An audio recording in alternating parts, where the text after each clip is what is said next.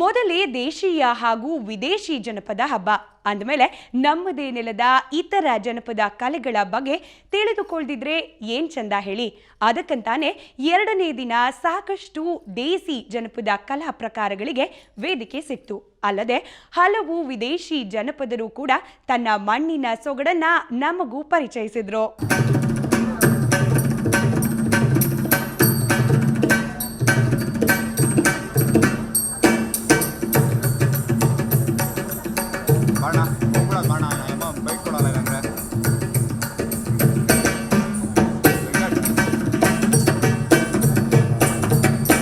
ಕರ್ನಾಟಕದಂತೆಯೇ ದೇವರ ನಾಡು ಕೇರಳ ಕೂಡ ಜನಪದ ಕಲೆಗಳ ಆಗರ. ಕೇರಳದ ಓಟಾಂತುಲಾಲ್ ನೃತ್ಯ ಪ್ರಕಾರ ಕೂಡ ಜನಾಕರ್ಷಣೆಯ ಕೇಂದ್ರ ಬಿಂದುವಾಗಿತ್ತು. ಕಣ್ಣ ಚಲನವಲನೆಯಲ್ಲಿಯೇ ನವರಸಗಳನ್ನ ಅಭಿವ್ಯಕ್ತಿಸುವ ನೃತ್ಯಗಾರನ ಚಾತುರ್ಯತೆ ಎಲ್ಲರನ್ನ ಮೋಡಿ ಮಾಡಿತ್ತು.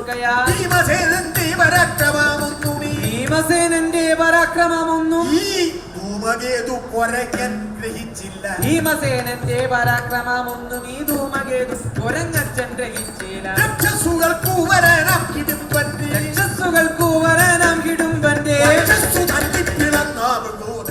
ಒಮ್ಮೆ ರೌದ್ರ, ಮತ್ತೊಮ್ಮೆ ಭೀಕರ, ಮಗದೊಮ್ಮೆ ಹಾಸ್ಯ, ಹೀಗೆ ನಾನಾ ಭಾವಗಳನ್ನ ಸ್ಫುರಿಸೋ ಮೂಲಕ ಆ ನೃತ್ಯಗಾರ ಪ್ರೇಕ್ಷಕರ ಕಣ್ಣಾಲಿಗಳು ತನ್ನಿಂದ ಬೇರೆಡೆ ಚಲಿಸದಂತೆ ಹಿಡಿದಿಟ್ಟು ಬಿಟ್ಟಿದ್ದ. ವಿಗ್ರಹಂ രണ്ടായി പിളർന്നതും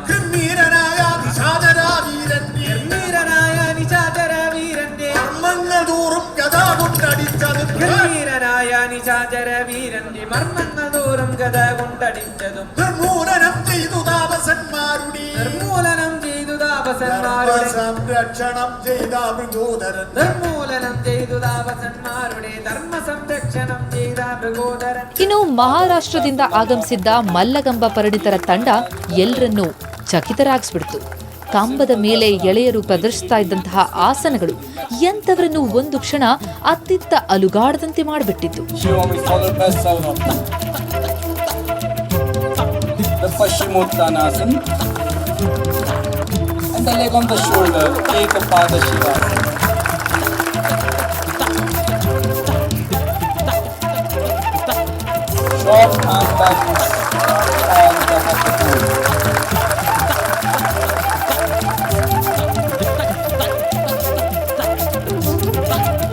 The beautiful knee hold in the arms known as Mohan Bedi.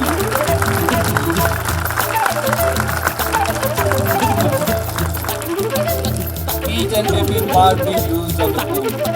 The Bajrang Pakad hold with the knee joint and the hip drop. ಸರತಿ ಸಾಲಿನಲ್ಲಿ ನಿಂತು ಒಬ್ಬರಾದ ಮೇಲೊಬ್ಬರು ಪ್ರದರ್ಶಿಸಿದ ಪಟುಗಳಿಗೆ ಜನ ಚಪ್ಪಾಳೆಯ ಅಭಿನಂದನೆ ಸಲ್ಲಿಸಿದ್ರು. ಅತಿ ಕಠಿಣ ಎನಿಸುವ ಯೋಗ ಮುದ್ರಣೆಗಳನ್ನ ನೀರು ಕುಡಿದಂತೆ ಪ್ರದರ್ಶಿಸ್ತಾ ಇದ್ದಂತಹ ಮಕ್ಕಳು ಎಲ್ಲರನ್ನ ಬೆರಗಾಗಿಸಿಬಿಟ್ರು.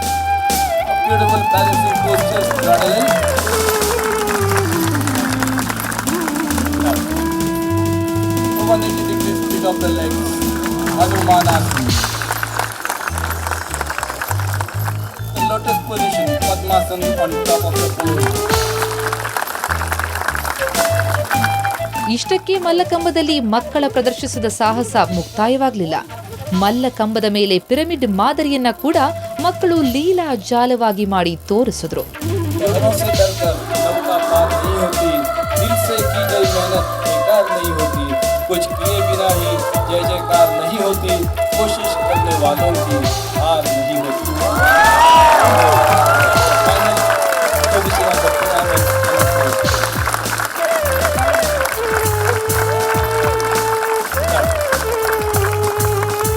ಕಂಬದಿಂದ ಕೆಳಕ್ಕಿಳಿದ ಈ ಮಲ್ಲಗಂಬದ ಮಲ್ಲರು ಹಗ್ಗದ ಮೇಲೆ ಕಸರತ್ತು ಪ್ರದರ್ಶಿಸೋಕೆ ಶುರು ಮಾಡಿದ್ರು.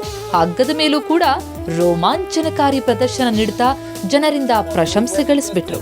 ಹಗ್ಗದ ಮೇಲೆ ದೇಹ ದಂಡನೆ ಮಾಡ್ತಾ ಪ್ರೇಕ್ಷಕರ ಮೆಚ್ಚುಗೆ ಗಳಿಸಿದ್ರು.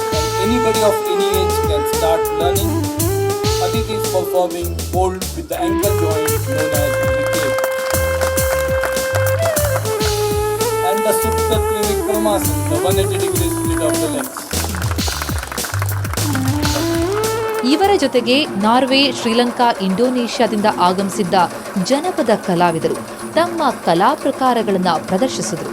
ನಾರ್ವೆ ಹಾಗೂ ಯುರೋಪ್ನಲ್ಲಿನ ಜನಪದ ಗೀತೆಗಳನ್ನ ಕಲಾವಿದರು ಹಾಡಿದ್ರು.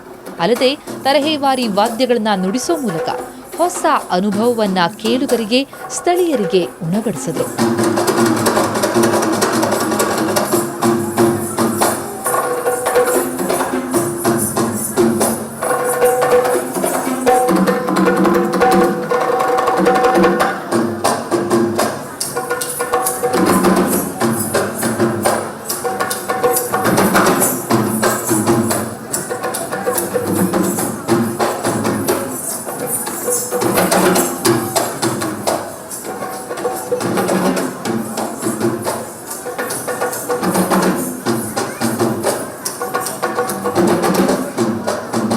ಶ್ರೀಲಂಕಾದಿಂದ ಬಂದಿದ್ದ ಜನಪದ ಕಲಾವಿದರು ತಮ್ಮ ನಾಡಿನ ಕಲಾ ಪ್ರದರ್ಶನ ಮಾಡಿದರು.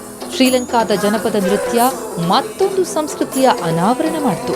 ಭಾರತೀಯರ ಆದರಾತಿಥ್ಯ, ಜನಪದ ಕಲೆಗಳ ಪೋಷಣೆಯನ್ನ ಅವರೆಲ್ಲ ಮುಕ್ತ ಕಂಠದಿಂದ ಹೊಗಳಿದ್ರು.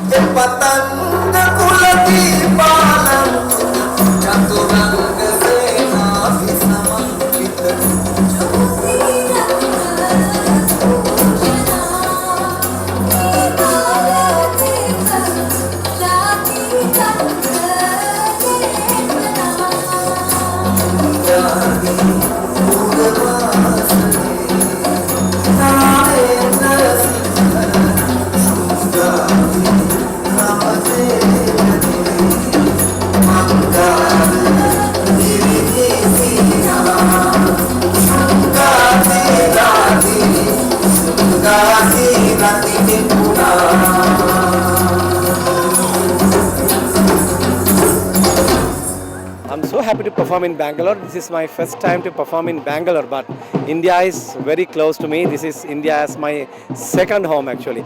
I travel all over India within 18 years because I am a ex-student of Shanti Niketan, University of Vishwabharati.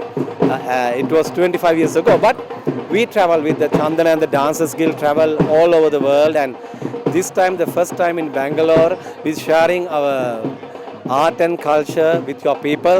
It is humbled in the end that dark apparition Krishna did not kill my husband even after defeating him, but just ordered him and all of us to leave and live in the deep ocean. I bow to that. ಇನ್ನು ಇದರ ಜೊತೆಗೆ ಖ್ಯಾತ ನಾಟ್ಯ ಕಲಾವಿದೆ ಸೋನಾಲ್ ಮಾನ್ಸಿಂಗ್ ಮತ್ತು ತಂಡ ಅತ್ಯುತ್ತಮ ನೃತ್ಯ ಪ್ರದರ್ಶನ ನೀಡಿತು. Yeah, the International Folk Dance Festival in Bangalore is a marvelous, wonderful, very promising event. And although Bangalore has many such events, but hosting groups from Sri Lanka, from Thailand, from Norway, and from other parts of India, I think it's very, very beautiful. And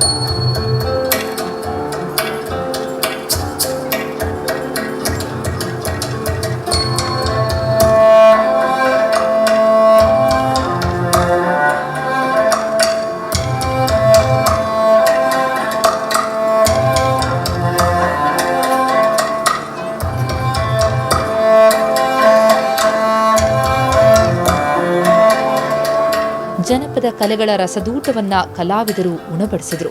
ಅಳಿವಿನಂಚಿನಲ್ಲಿರುವ ಜನಪದ ಕಲೆಯನ್ನ ಯಾಕಾಗಿ ನಾವು ಉಳಿಸಬೇಕು ಅನ್ನೋದಕ್ಕೆ ಇಲ್ಲಿತ್ತು ಸ್ಪಷ್ಟ ಉದಾಹರಣೆ.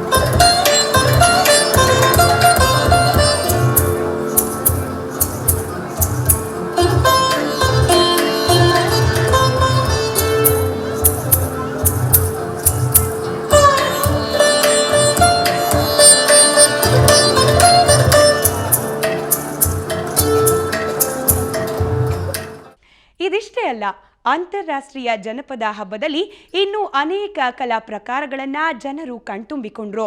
ಸಾವಿದಷ್ಟು ಮನೋರಂಜನೆಯನ್ನ ಅಂತಾರಾಷ್ಟ್ರೀಯ ಜನಪದ ಹಬ್ಬ ನೀಡ್ತು.